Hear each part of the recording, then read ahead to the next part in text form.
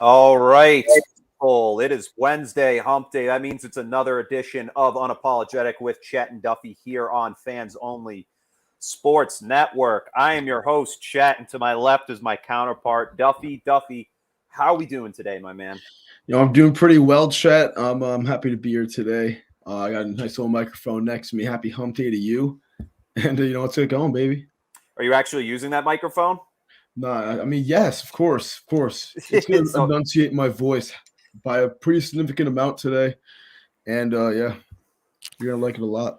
Yeah, so something to talk about today is how Tim and I have been covering, or Duffy in this case, have been covering high school football throughout the state of Rhode Island. We've been to 2 games covering them together. Last week we covered Central High School versus Cranston West, in which it was a lopsided affair of 33-0.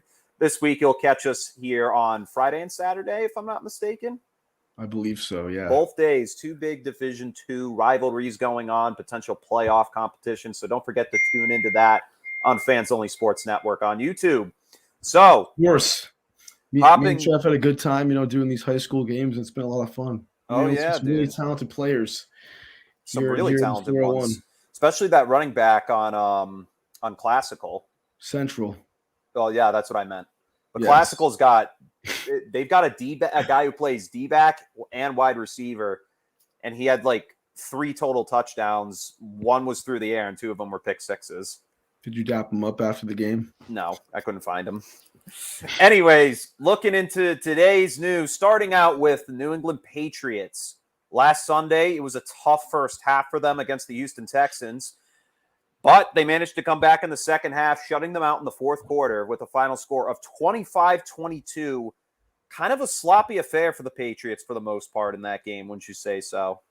Yeah, it was. It was a pretty tough game for the most part for the first 2.5, really almost 3 quarters of the matchup. And, this was really a game in which the Patriots should have came into Houston and won by a lot of points.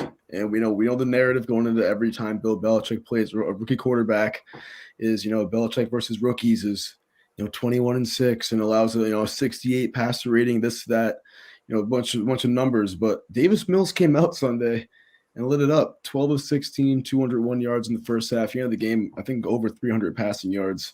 I mean, he had a hell of a performance on Sunday and really, put a little hole in the narrative of that rookie quarterback versus the Patriots. But, I'm not going to slight Mac Jones because he played a heck of a game, came back from down 13 points, his first career fourth quarter comeback victory, and it's looking good for the Patriots. They opened up the playbook a lot when they had to in the third and fourth quarter, coming back, throwing balls down the field, down the seam. Mac Jones, 4 out of 5 games this series, complete over 70% of his passes. So it's really an unprecedented start for a rookie quarterback, and it's a good sign for New England Patriots fans in the future. Now, believe it or not, I actually didn't even get to watch a single snap of this game because all last Sunday I was in Carver, Mass at King Richard's Fair. So, I mean, I've seen the highlights. What are you doing there? King Richard's Fair. It's I don't know what that is. It's Can you define fair. It for some casuals like me? Medieval Renaissance fair. I literally just told you because were you LARPing and shit? What do you mean LARPing? Like were you dressed up in like medieval stuff? No, I didn't. What'd you do there? Like, what do you do at a medieval fair? I mean, you get to see like these medieval jousts, shows. You go to shops, you get food. It's just like it's just like a giant. It's built on a campground, but all these buildings that they have there, like they're all these old style medieval buildings.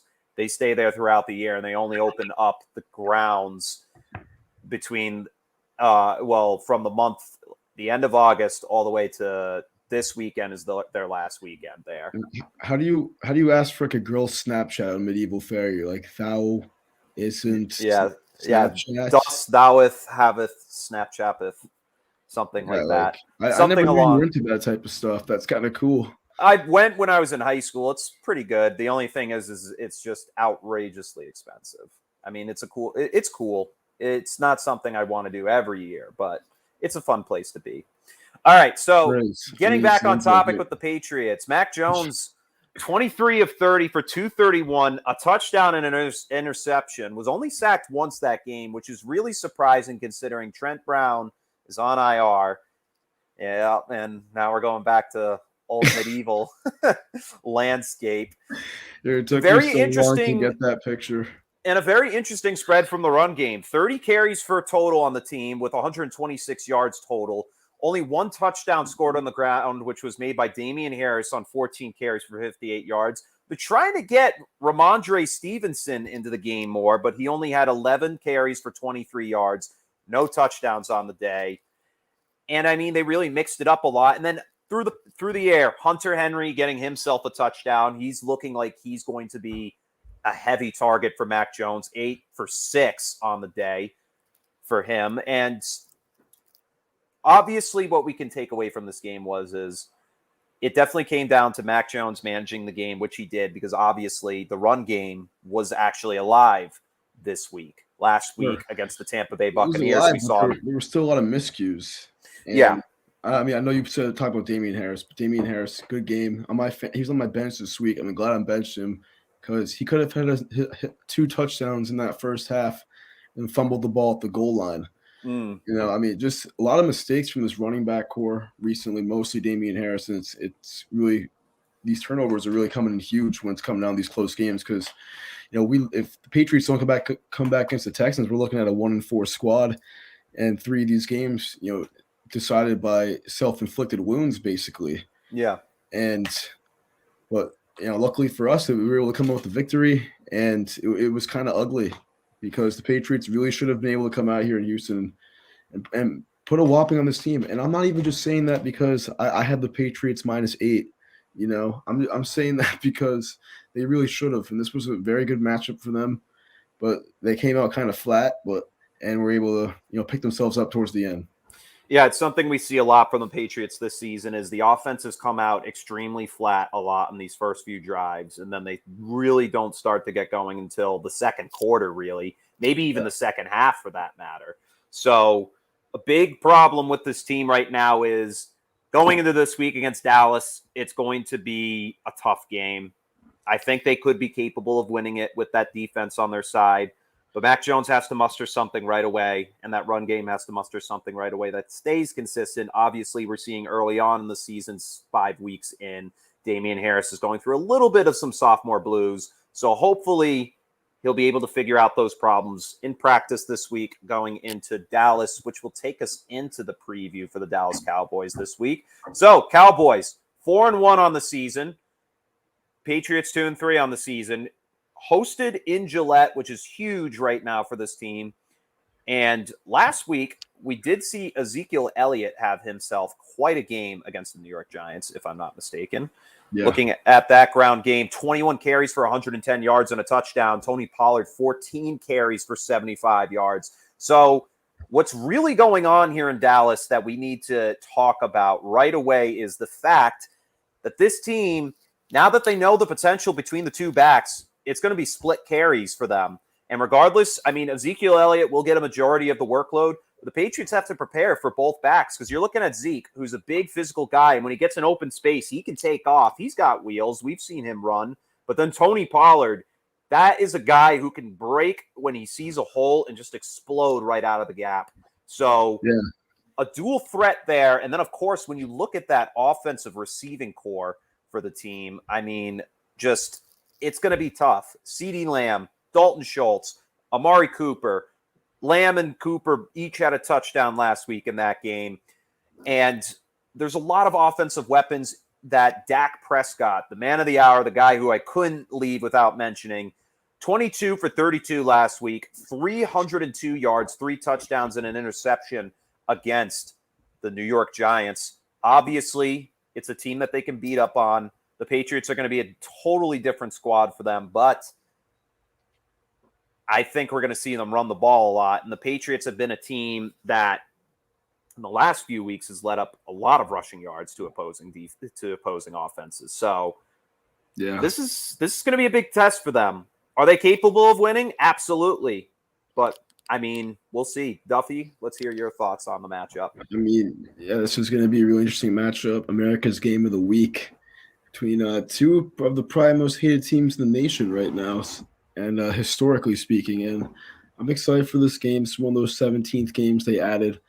with the new schedule. And yeah, I mean, the Cowboys have an excellent offense. I've loved the way they've looked this season, scoring 40-plus points at home in all three of their home games. And, just looking at like a dynamic offense who's been contentious in every game they've played in. They're 4-1. Their only loss was to the defending champ Buccaneers, and they only lost by 3 points. So this is a really good Cowboys team. Patriots, this is definitely their toughest test of the season, besides the Tampa Bay Buccaneers at home. And I think the Pats could stay in this game.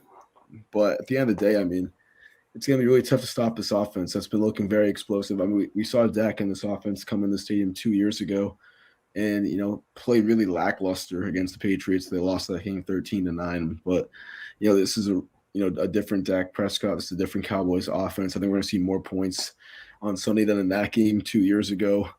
And I think Dallas will likely squeeze out of here with a road win over our Patriots. And that sucks to say, but I'm an objective New England sports fan.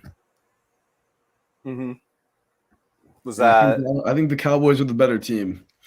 The Cowboys definitely do look like a better team this season. I mean, last year we saw that they were a team that struggled through the defensive side of the ball. The offense had little to no issue until Dak Prescott left with a season-ending injury last year. But obviously, the offense is back to where it needs to be. It's looking better than ever, and that defense is looking better than ever. Because when you got guys on that front seven like Micah Parsons and Leighton Vander Esch, I mean, the sky's the limit. And that secondary has been unbelievable for them so far. Last week, we saw Mike Glennon only get 196 yards. I mean, the secondary did give up 294 passing yards. He only played like 2 quarters too, Chet. Yeah, but regardless, what I'm trying to say is this is a good defense this year. The Cowboys actually bring something to the table for once and actually have a say in if they're going to make the playoffs this season. They don't really have a lot of studs, but they've got what it takes. They've got it. The Patriots, however, also have some pieces on that defense that could really put them in the conversation for this game. So, I mean, at the end of the day, it's tough for me, but I'm going to go with the Patriots this week. It's just I'm tossing my hat in the ring. And I like that, Chet. It's the first time we've ever disagreed on a Patriots game. Yeah, I think this week, the Patriots definitely are going to learn from this loss against Houston. I think Bill Belichick will draw something up this week to slow down. Houston, though. Yeah, that's what I'm saying. Okay. But it was a sloppy game. It was a sloppy victory. Loss. Yeah, if it was a mental loss, for sure. No moral victory.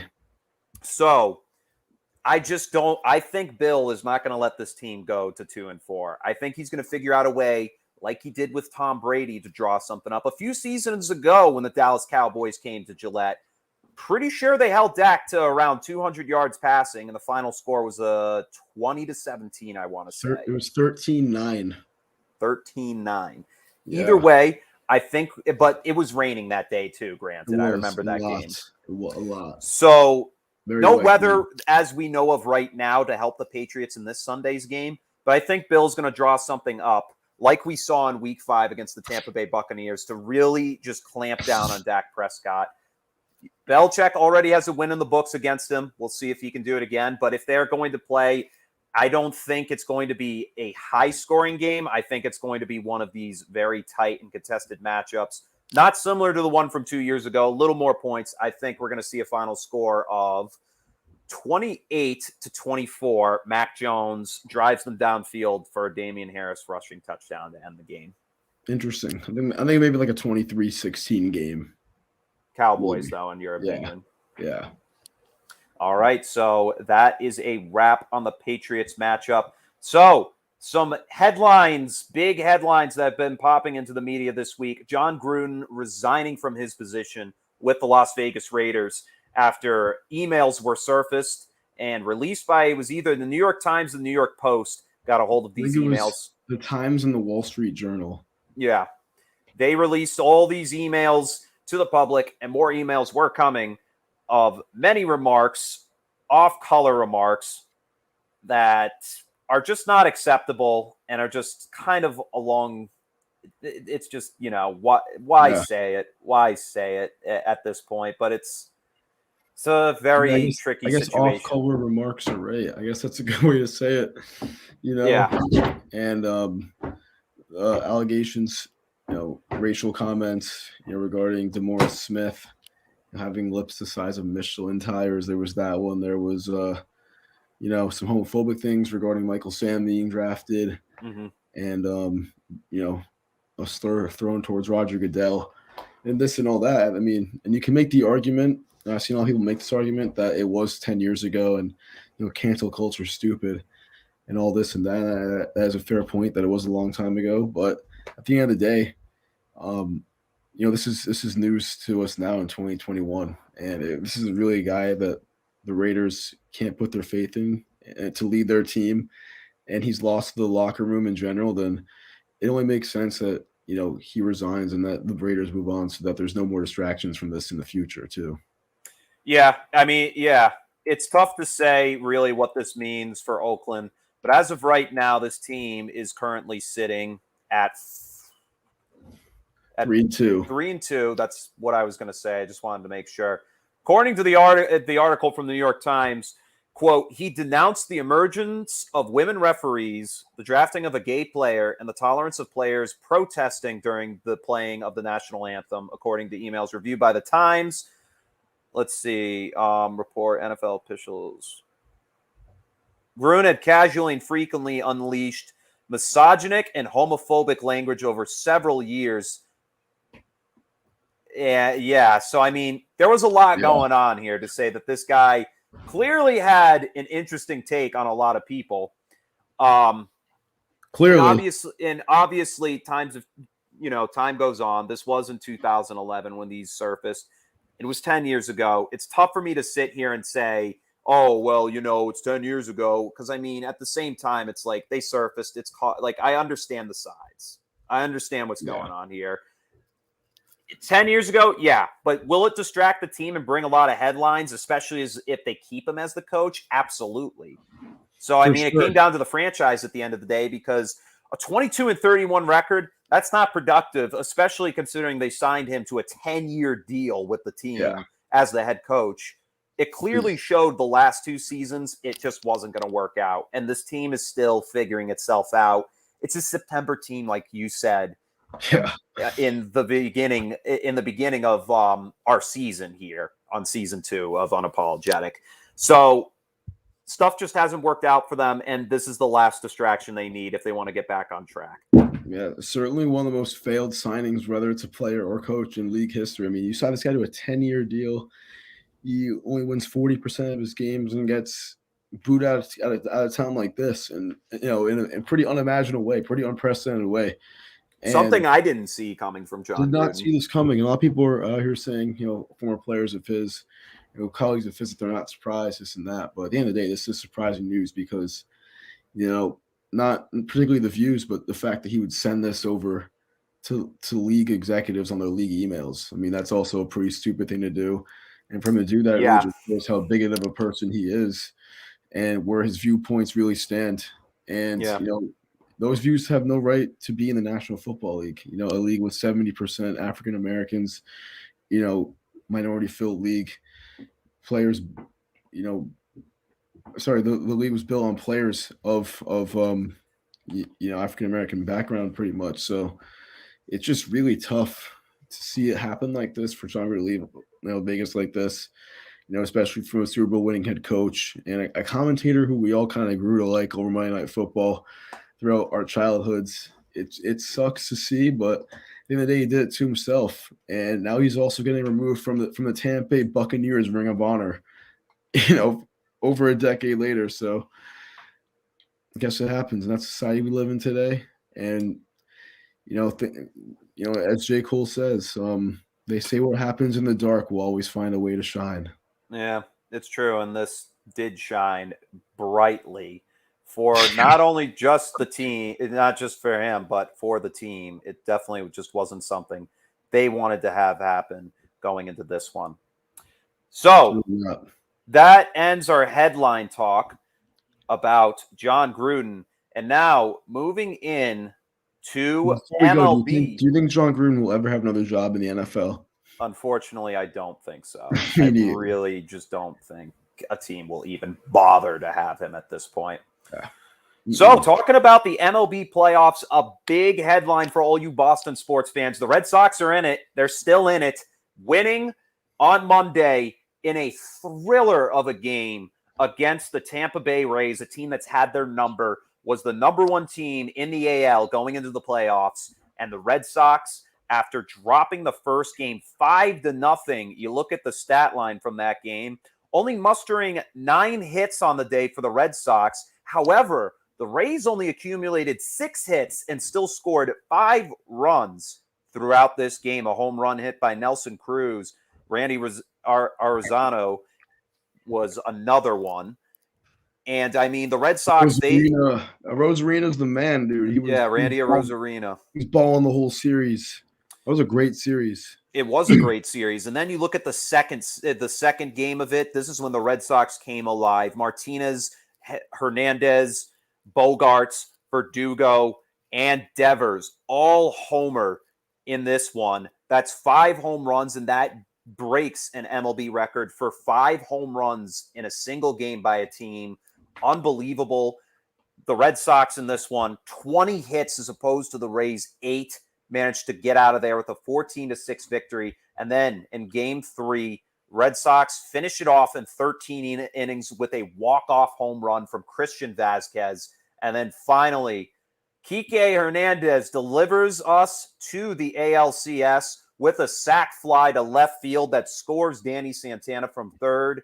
Red Sox walked out of this one with a 6-5 victory, defeating the Rays in the series, and will move on to face the Houston Astros this Friday to determine who will represent the AL in the World Series. Yeah, this is going to be a great series. I'm excited for this series. First time, the Red Sox are playing the Astros in the postseason since their last World Series trip, I believe. Mm-hmm. And what an emotional series, though. Red Sox, coming as the heavy underdogs against the big old bad Rays. And, we knew going into this series, if they just got their bats alive, this was going to be a series. And that's what they did. They out-hit the Rays in all 4 games of the series. 20 hits in game 2, 15 in game 3, 12 in game 4. And, it's just the offense couldn't stop moving. And, it was great to see. Never really fell out of it. I won some money off the Red Sox, too. Got them at bet them on -1.5 and Christian Vazquez 2-run shot, baby. How much did you get from that? I only put $10. It was plus 170, so I won 17. It was dope. But anyways, great series from the Red Sox. Everywhere the team, they did their job, and it really came to fruition. And it was just so alive in Fenway. It looked like. Yeah, that's so much around this team coming back from COVID. And yeah, it's really nice to actually see a home crowd come in, because that stadium was packed. Even like my dad was so shocked watching that game and just being like, holy crap, this stadium's just loaded with people. Yeah. The Rays put up a great fight. They nearly gave themselves a second chance to get back into it, but just poor pitching at the end of just basically throughout the series for them, especially from a staff that looked pretty solid throughout the year. But the Red Sox, the bullpen has been on fire in this playoff series, and that's been the saving grace for Boston. They're just going to have to hope that their starters can stay alive against a Astros team that just defeated the White Sox 3-1 in their series. It's going to be a tough game. Game 3, Houston was defeated 12-6 by the White Sox, but then in Game 4, shut the door on them with a 10-1 win. Houston will come here. Well, we will travel to Houston for the first 2. Boston needs to do exactly what it did, either win 2 games in Houston or win at least 1 so they can come back to Fenway on a hot streak. Braves defeat the Milwaukee Brewers in a 3-1 series as well, and they will move on to the NLCS, waiting for the final game, which is on tonight. Take the Dodgers. Well, actually, it's tomorrow night, October 14th. This will come back to Giants Ballpark in San Francisco. Dodgers last night managed to just put up a ton of runs right away, winning 7-2. And now, a big game 5 here. If I'm betting on this game, I'm taking the Giants, baby. I hate the Dodgers so much. That's a team I just despise till the end of time. Yes. And the Giants, I've always liked the Giants, and I like to see what they do with the squad that, once again, I just didn't expect to come out of the woodwork. Give me like the they Dodgers. Did. I'm going to have to fade you on this, Chris. The Dodgers have that championship pedigree. They have the experience, and they're just the better team in general. So, want to make our bet of the week? Yeah, bet of the week, Giants, $10. Before the pod, I just put $12 on the Dodgers at minus 102. Great value. It's free money. Get ready to lose. Giants in front of a home crowd. I know, but in front of a whole crowd, but the Dodgers made sure this was going to 5. The league did too. So this game is really up in the air, and I think the better roster is going to win this game.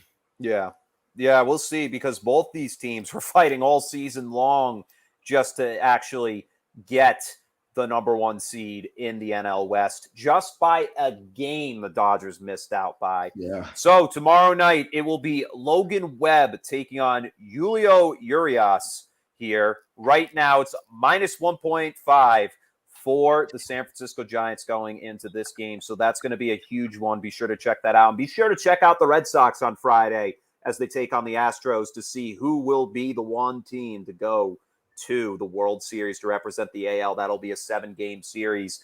All right, and now it's put your faith in a guy named Logan. Yes. Logan Webb.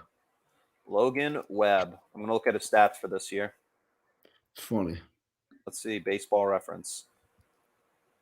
2021, 11-3 with a 3.03 ERA with 158 strikeouts. That's nice. And I'm pretty sure, let me see. Yeah, this dude's only 24, so he's like a blooming prospect for them at this point. That's pretty impressive. Yeah. So we'll see tomorrow night who wins. Duffy and I have $10 on the game. I won $10 from him last Thursday for the Seahawks Rams. So we'll see if I give it right back to him or if I get $20 more next week. We'll see. Let's get it. See. All right. So now looking at this one. For our final segment, our locks and picks of this week, both of us went 0-2, so now we are sitting at a 6-4 record each. Yeah. So it was a tough week last week. Yeah. Panthers looked awful against the Eagles, and then who did I take as my upset? Another loss. Whatever. It doesn't. I had the matter. Raiders winning over the Bears. That's my lock. And yeah. To start things off, let's stay on that topic. I'm just going to introduce my lock this week, and it's a Mickey Mouse lock. Same with Jets. The Green Bay Packers over the Bears. I'm going to fade the Bears every week in, week out. Packers on the road, minus 4.5. And, if you're a Packers fan or just a bettor in general, slam that. Minus 4.5 is a steal. Packers are going to mess up the Bears, quite frankly. Probably tie them up and throw them in a trash bag and recycle them pretty neatly. So take the Packers, man. And I know I'm on a cold streak. I'm 0-2 on this show last week, but hey, we're getting back in the W column today, baby. Yeah, I think this was definitely an obvious pick here for most people. Wait till we hear yours. I just don't believe that the Packers will have any issue whatsoever in taking down the Bears. I mean, Justin Fields, 458 yards on the season with a touchdown and 2 interceptions, has been sacked 14 times. That offense is doing him no good, and they did face a inconsistent Raiders team, which we're going to talk about all year long about how that team's so inconsistent. But the Bears are another prime example of that. They really are, because if you look at last week's game, pretty sure, let me just go to the stats.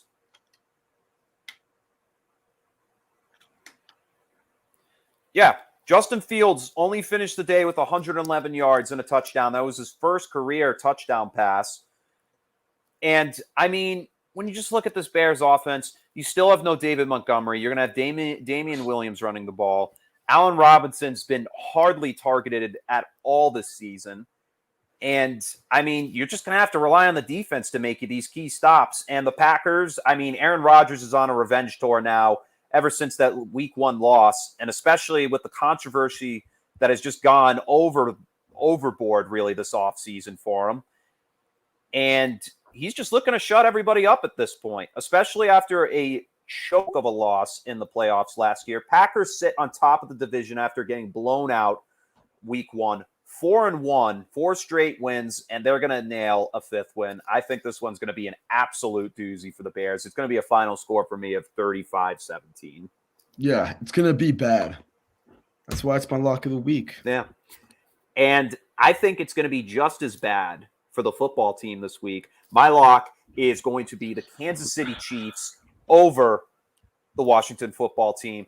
Kansas City last week absolutely just got destroyed, 38-20. Patrick Mahomes throwing 2 interceptions. He is having a very strange season for himself. 16 touchdown passes, which is still first in the NFL, with 6 interceptions to rebuttal it.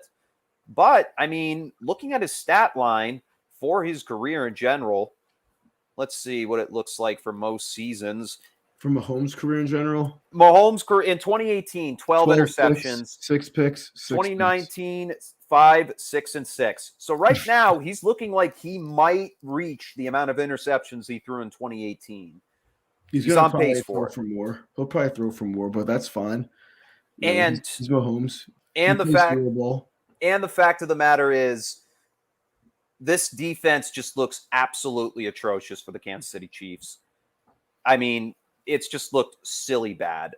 Week before, they managed to blow out the Eagles 42-30, and this week they take on a Washington football team that, even though they don't have they have a good defense.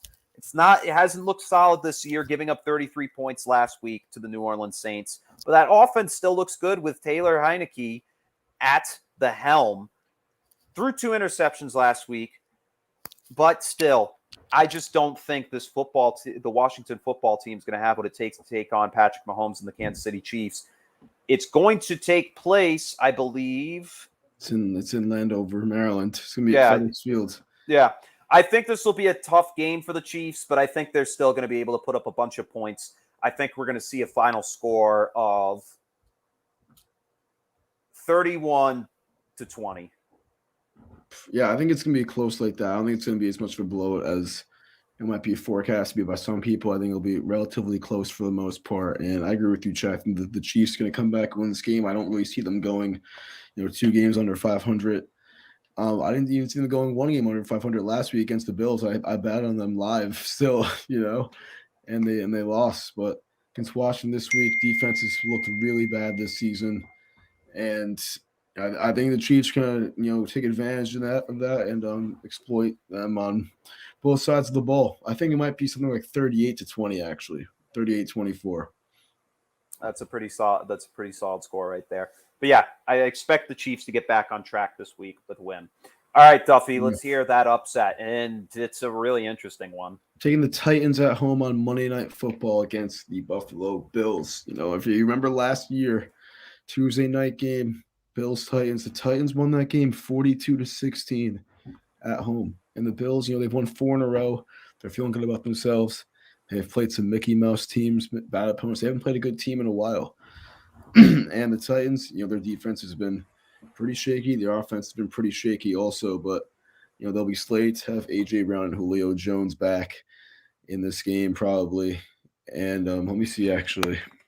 It did say that Julio practiced for the first time in 2 weeks. So yes, okay, which is a great sign. Yeah. So, I think this is a statement game for Tennessee, and I think they're going to make some noise and really just show America that they're still a contender in the AFC. Mm-hmm. Hold on 1 second. Sorry. What are you trying to compute, Chet?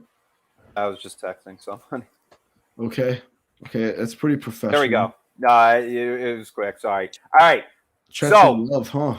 I disagree with everything you just said with the Titans. I just don't think the Bills will have any issue coming here and doing what they do best. We've just seen them just absolutely destroy almost every team they faced besides week 1. Who with have their they played loss. that was good? Exactly.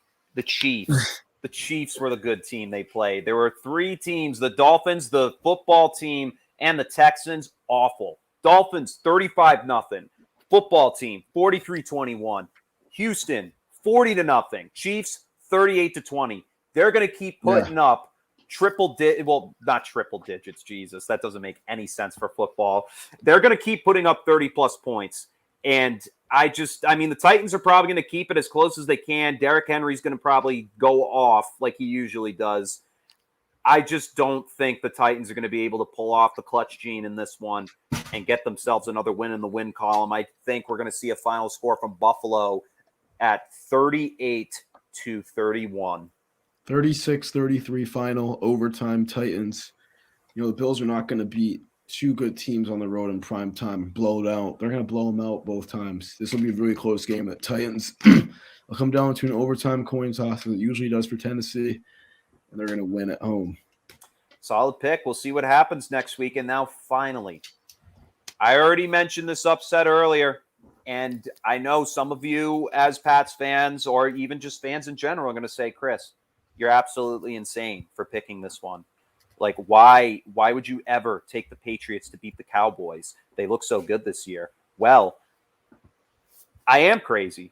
I am. I'm going for gold here. I'm really trying to state something week to week that when I make these picks, I know what I'm talking about. And I'll tell you once again, I do know what I'm talking about. And I think the Patriots are going to take this one in a close game. I don't remember what the score was that I said earlier. I'm pretty sure it was a score of 28-24. Yes, it was. I just think I'm going to basically summarize what I said. I think that defense is going to draw up some plays that Dak Prescott's not going to expect. I'm going to expect at least one takeaway from him, maybe even a fumble from Ezekiel Elliott, because he's had those ball issues throughout his career. That's going to be something to look out for. And I think Mac Jones, he's going to get off to a slow start that first drive, but we're going to see him muster something on that second drive and really start to get things going. It's going to be a back and forth frenzy. Neither team is going to feel like they are safe in this one, but the Patriots are going to manage to pull off a game-winning drive and get this one 28-24. And it'll be Mac Jones' second win and move the Patriots second fourth quarter win. And it will send the Patriots to 3-3 and put them back in the playoff conversation. I really hope your upset's right, but I don't know if it's going to happen. I just got you pumped up, didn't I? Got me pretty hyped. I'm not going to lie. You got me pretty hyped. I really hope your shit's right, man. I really hope the Patriots. Crystal ball, dude. It's the crystal ball. We're getting a takeaway. We're getting a pick. We're getting a fumble. Chet, I agree with you 100%. The Patriots are winning this game. Oh my God! Wow. 100%. I'm still gonna pick Dallas in the notebooks. I'm not gonna bet against the Patriots though. I'll put them in my money line for my notebook. That I keep my picks on every week, and see if it's right or wrong. But the money, I'll take Pats +3. It's a good bet. Take them. Take them. +3. Take the Patriots this week. And as I inspired Tim, I hope I inspired the hopes of all of you listeners who are big Patriots fans. And we hope we inspire you week to week. Thank you once again for coming on to the show, watching us talk on Unapologetic here with Chet and Duffy. We'll be back every Wednesday at 7 p.m. Next week, we're going to have some talk about what goes down in those MLB playoffs. Potentially, we'll still be in game by then. Who knows? We could already be in the World Series by then. But thank you all for tuning in once again. Patriots play this Sunday. Let's hope they beat the Dallas Cowboys. This is Chet signing off and Duffy signing off as well. Go Pats and have a great rest of your week, everyone. Go Pats.